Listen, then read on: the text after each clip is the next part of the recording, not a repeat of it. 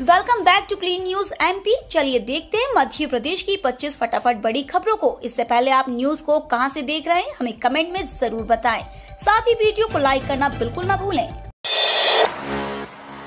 MBBS द्वितीय वर्ष की हिंदी पुस्तकें तैयार करने का काम शुरू। एमबीबीएस प्रथम वर्ष की 3 किताबों के विमोचन के बाद द्वितीय वर्ष में पढ़ाई जाने वाली 3 पुस्तकों को हिंदी में तैयार करने का काम शुरू हो गया है।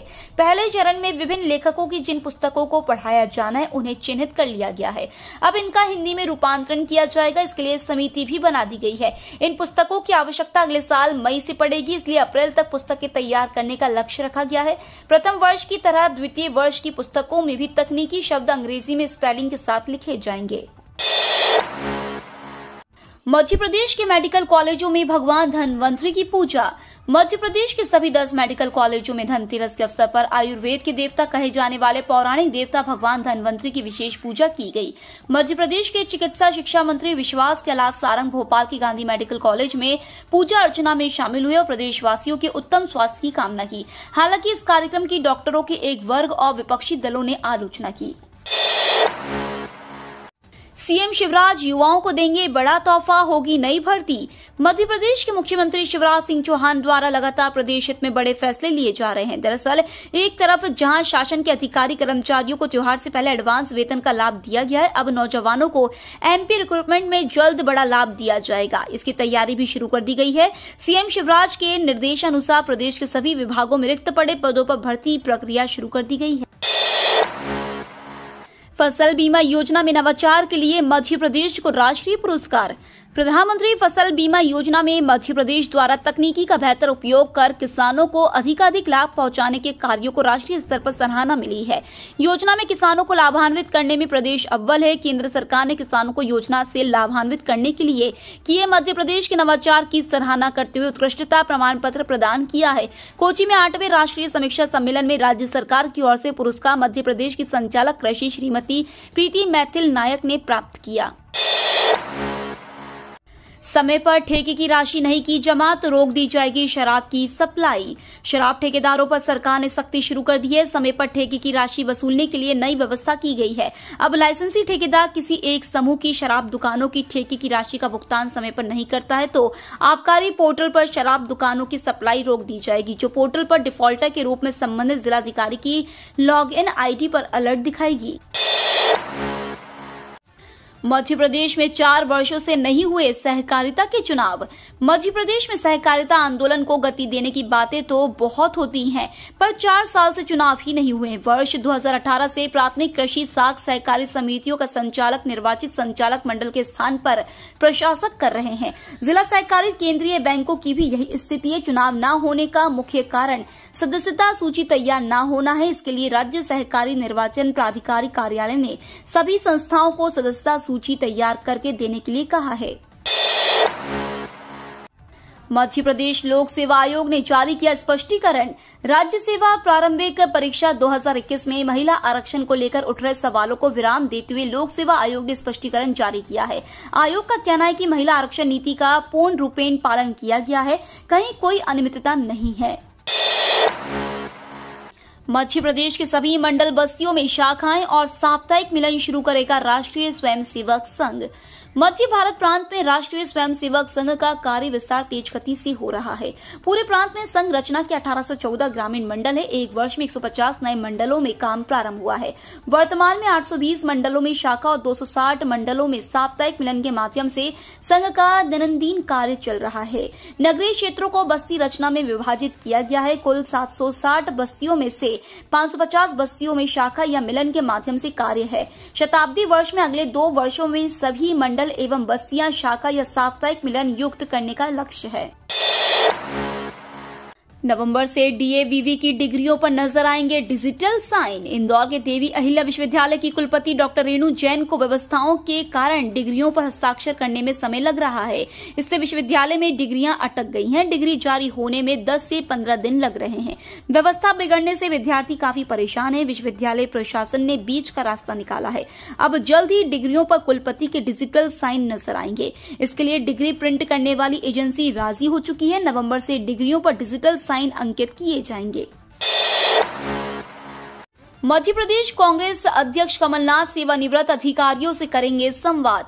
अगले साल होने वाले विधानसभा चुनाव में अधिकारी कर्मचारियों का साथ पाने के लिए कांग्रेस कर्मचारी संगठनों से समन्वय बनाएगी।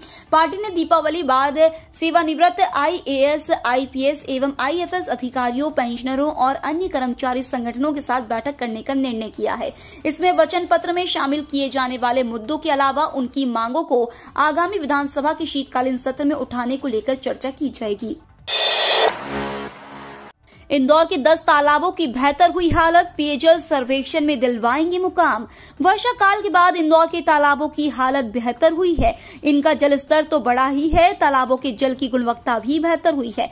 नगर निगम द्वारा शहर के 10 प्रमुख तालाबों के आधार पर ही इस बार पेयजल सर्वेक्षण में बेहतर मुकाम हासिल करने की कवायद की जा रही है। पेयजल सर्वेक्षण में शहर के तालाबों की गुणवत्ता का भी आकलन होना है। इंदौर शहर के 10 तालाबों का सर्वे होगा। आवेदकों को सता रही रोजगार निर्माण पंजीयन की वेबसाइट। पिछले लगभग 25 दिन से बंद चल रही रोजगार निर्माण पंजीयन की वेबसाइट हाल ही में सुचारू रूप से फिर से शुरू हो गई है, लेकिन समस्याओं का समाधान अभी भी नहीं मिला है। रोजगार पंजीयन बनना तो शुरू हो गए हैं, लेकिन फिर भी कुछ न कुछ समस्या लगातार आवेदकों के सामने आ रही है। मुख्य रूप से बात करें तो इस बार रोजगार पंजीयन के लिए आवेदक का डेटा समग्र आईडी से लिया जा रहा है। इंजीनियरिंग कॉलेजों में 18,000 से ज्यादा सीटें खाली, अब कॉलेज लेवल काउंसलिंग से भरी जाएंगी। प्रदेश के 143 इंजीनियरिंग कॉलेजों में खाली सीटों को कॉलेज लेवल काउंसलिंग प्रक्रिया के तहत भरा जा रहा है। 2 चरण की प्रक्रिया पूरी हो चुकी है। अब तक केवल 33,487 सीटें ही भरी हैं। बाकी की सीटों को भरने के लिए अब CLC राउंड के जरिए प्रयास किए जा रहे हैं। इस चरण में अब तक करीब 3,113 विद्यार्थियों ने प्रवेश लिया है, जिसमें मिलाकर अब तक इंजीनियरिंग में लगभग 36,470 प्रवेश हो गए हैं। तकनीकी शिक्षा विभाग की ओर से 55,000 सीटों के लिए काउंसलिंग प्रक्रिया जारी है। इसमें विद्यार्थी 25 अक्टूबर तक शुल्क जमा कराकर प्रवेश ले सकते हैं।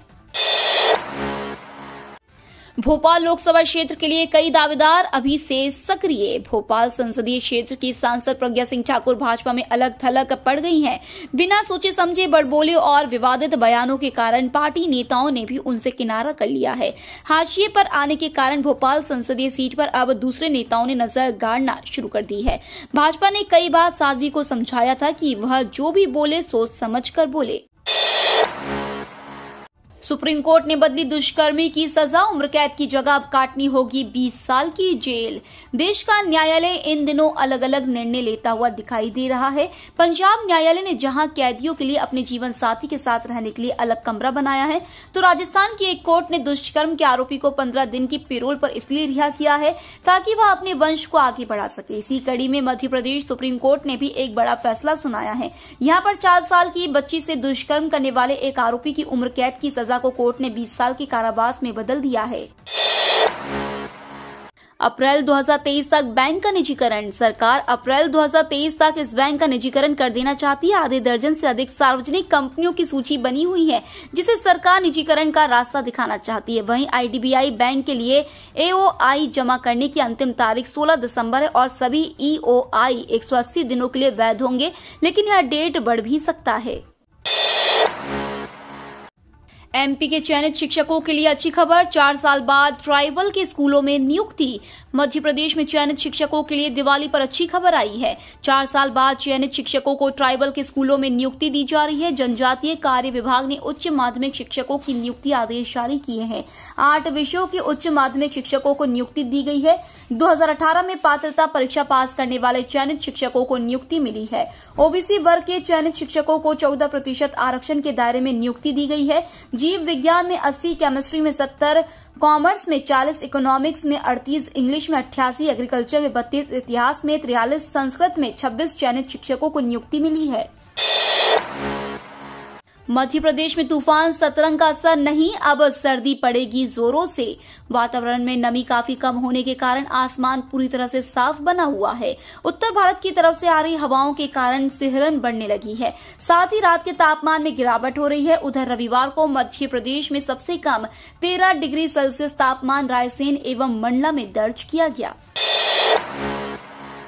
ऑनलाइन बाजार ने घटा दिया ग्वालियर की दुकानों का व्यापार। ऑनलाइन व्यापार ने दुकानों का व्यापार घटा दिया। कपड़ा, कॉस्मेटिक, इलेक्ट्रॉनिक सामान का बाजार पिछले कुछ सालों में घटा है। असल में लोगों को बाजार में दुकानों से सामान खरीदने से अधिक सुविधा ऑनलाइन खरीदारी में लगती है, इसलिए इस बार धनतेरस पर करीब 30% बाजार कम चला। दुकानदारों का कहना है कि पिछले बार के मुकाबले इस बार ग्राहकों ने कम खरीदारी की। असल में ऑनलाइन बाजार तेजी से बढ़ रहा है। दिवाली के त्योहार पर भीड़ को देखते हुए आज तक सड़क मार्ग किया गया परिवर्तित। देश भर में दिवाली का त्योहार बड़े धूमधाम से मनाया जाता है। हर बार की तरह इस साल भी हर राज्य में शहर को दीपों से सजाया जा रहा है। साथ ही भीड़ को देखते हुए सुरक्षा के कड़े इंतजाम किए गए हैं। इसी कड़ी में नीमच जिले में भी अत्यधिक भीड़ को नियंत्रित रखने के लिए मार्गों को बदल दिया गया था। बता दें कि यातायात का दबाव अधिक होने के कारण यातायात विभाग द्वारा 3 दिनों के लिए शहर का मार्ग परिवर्तित किया गया था, जिसमें 22 अक्टूबर को धनतेरस, कल को रूप चौदस एवं आज 24 अक्टूबर को दीपावली पर्व के दौरान सुबह 9 बजे से रात्रि के 9 बजे तक मार्ग परिवर्तित किया गया है। प्रसार भारती के माध्यम से ही होगा प्रसारण। केंद्र सरकार ने एक एडवाइजरी जारी कर केंद्रीय मंत्रालयों, राज्य सरकारों और केंद्र शासित प्रदेशों के सीधे प्रसारण गतिविधियों के किसी भी प्रसारण या वितरण पर रोक लगा दी है। जारी की गई एडवाइजरी में सूचना और प्रसारण मंत्रालय ने अपनी सामग्री प्रसारित करने वालों को प्रसार भारती के माध्यम से प्रसारित करने के लिए निर्देश दिए गए हैं। डीपीसी ने अटकाए अर्धसैनिक बलों में प्रमोशन। 2021 तक के लक्ष्य से पिछड़े अमित शाह ने दिए निर्देश। समय से डीपीसी नहीं होने से अर्धसैनिक बलों में बड़ी संख्या में प्रोन्नति अटकी हुई है। गृह मंत्री अमित शाह ने इसे गंभीरता से लेते हुए उचित कदम उठाने के लिए कहा है। इसके साथ ही गृह मंत्रालय ने कहा है कि इस संबंध में कार्मिक एवं प्रशिक्षण विभाग के मॉडल कैलेंडर का पालन किया जाना चाहिए। दीपावली में भी अस्पतालों में 24 घंटे मौजूद रहेंगे डॉक्टर। आपातकालीन सेवा में तुरंत मिलेगा इलाज। दीपावली त्योहार के बीच दुर्घटनाओं व गंभीर चिकित्सा सेवाओं के लिए चिकित्सीय टीम 24 घंटे सेवाएं देंगी। इसके लिए अंबेडकर अस्पताल, डीकेएस सुपर स्पेशलिटी अस्पताल व जिला अस्पताल समेत अन्य शासकीय अस्पतालों में व्यवस्थाएं की गई हैं। अब ऐप से दर्ज हो सकेंगी बिजली संबंधी शिकायतें। शहरवासी को बिजली के फॉल्ट और बिल संबंधी शिकायतें दर्ज करवाने के लिए अब तक टोल फ्री नंबर 1912 और 0755255122 का उपयोग करते थे, लेकिन अब इसके साथ मोबाइल ऐप उपाय से भी शिकायतें दर्ज की जा सकेंगी। इस ऐप के माध्यम से उपभोक्ता सीधे अपनी शिकायत कॉल सेंटर में दर्ज करा सकेगा। ज्ञात रहे कि इस ऐप के जरिए उपभोक्ताओं को बिजली बिल भुगतान के अलावा विद्युत अवरोध एवं बिलिंग संबंधी शिकायतें दर्ज कराने की सुविधा विशेष रूप से उपलब्ध कराई गई है।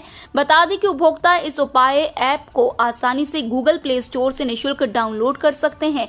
गौरतलब है कि इस ऐप की सुविधा सिर्फ भोपाल, नर्मदापुरम, ग्वालियर और चंबल संभाग के बिजली उपभोक्ता ही ले सकेंगे। विराट ने दिया दिवाली का तोहफा। भारत ने पाकिस्तान से लिया बदला। T20 वर्ल्ड कप में भारत और पाकिस्तान के बीच महामुकाबला खेला गया। ऐतिहासिक मेलबर्न क्रिकेट ग्राउंड पर दोनों टीमें करीब 1 लाख दर्शकों के सामने खेल रही थी। पहले बल्लेबाजी करते हुए पाकिस्तान ने 20 ओवर में 8 विकेट गंवाकर 159 रन बनाए। जवाब में भारत ने आखिरी गेंद पर 6 विकेट गंवाकर मैच जीत लिया।